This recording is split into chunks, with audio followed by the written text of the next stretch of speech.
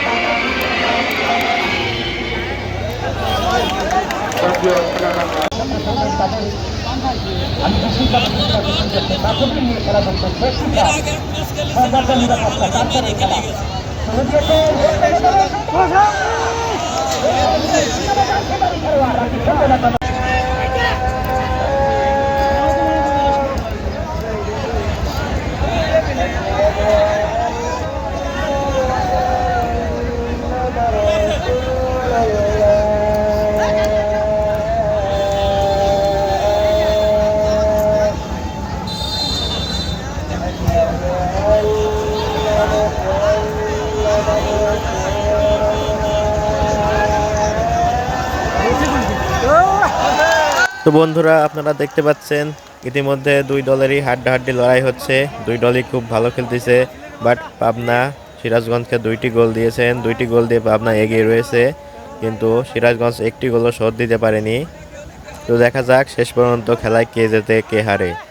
তো বন্ধুরা, তোমরা কমেন্ট করে জানাও কোন দল জিতবে কোন দল হারবে।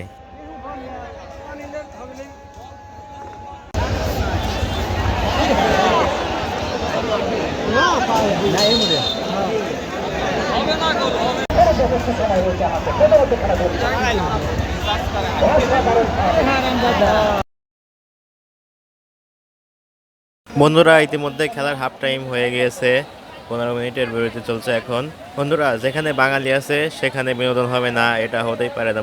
বন্ধুরা, তোমরা দেখতে পাচ্ছ এক ভাই বিনোদন দেওয়ার জন্য তার ফ্যামিলিকে নিয়ে আসছে, ফ্যামিলির সব সদস্যগুলোকে নিয়ে আসছে দর্শকদের বিনোদন দেওয়ার জন্য।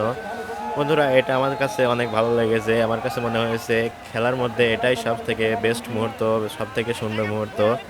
তো একটা কথা বলা যায়, বাঙালি বিনোদনের জন্য সেরারে।